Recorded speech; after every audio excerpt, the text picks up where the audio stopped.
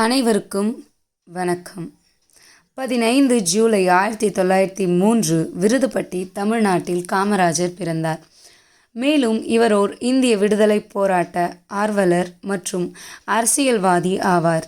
இவர் 13 ஏப்ரல் 1954 முதல் 2 அக்டோபர் 1963 வரை 9 ஆண்டுகளுக்கும் மேலாக சென்னை மாநில முதல்வராக பதவி வகித்தார். இவர் 1964 முதல் 1967 வரை இந்திய தேசிய காங்கிரசின் தலைவராக பணியாற்றினார். அப்பொழுது லால் பகதூர் சாஸ்திரி மற்றும் இந்திரா காந்தி ஆகியோர் இந்திய பிரதமர் பதவிக்கு உயர்த்தப்படுவதற்கு காரணமாக இருந்தார்.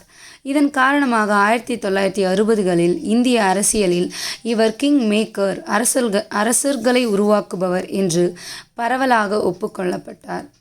பின்னர் இவர் நிறுவன காங்கிரஸ் கட்சியின் நிறுவனர் மற்றும் தலைவராக இருந்தார்.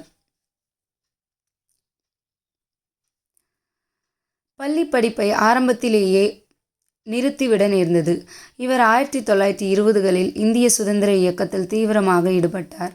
இந்த செயல்பாடுகள் காரணமாக பிரிட்டானிய அரசால் பலமுறை சிறையில் அடைக்கப்பட்டார். 1937இல் காமராஜர் சென்னை சட்டமன்ற தேர்தலில் வெற்றி பெற்று உறுப்பினராக தேர்ந்தெடுக்கப்பட்டார்.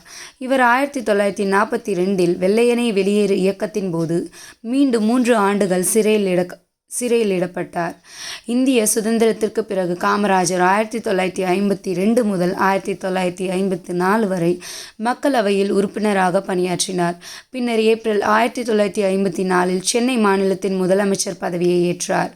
ஏறக்குறைய 10 ஆண்டுகள் முதலமைச்சராக இருந்த இவர் மாநிலத்தின் உள்கட்டமைப்பை மேம்படுத்துவதிலும் ஏழைகள் மற்றும் பின்தங்கியவர்களின் வாழ்க்கை தரத்தை மேம்படுத்துவதிலும் முக்கிய பங்காற்றினார். குழந்தைகளுக்கு இலவச கல்வி மற்றும் பள்ளி குழந்தைகளுக்கு இலவச மதிய உணவு திட்டத்தை அறிமுகப்படுத்தினார்.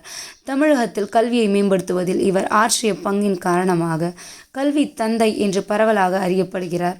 காமராஜர் எளிமைக்கும் நேர்மைக்கும் பெயர் பெற்றவர்.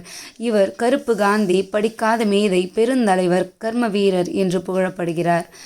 காமராஜரின் மறைவுக்கு பின் 1976இல் இந்திய அரசு இவருக்கு மிக உயரிய விருதான பாரத ரத்னாவை வழங்கி கௌரவப்படுத்தியது. மதுரை காமராஜர் பல்கலைக்கழகம், சென்னை பன்னாட்டு வானூர்தி நிலையத்தின்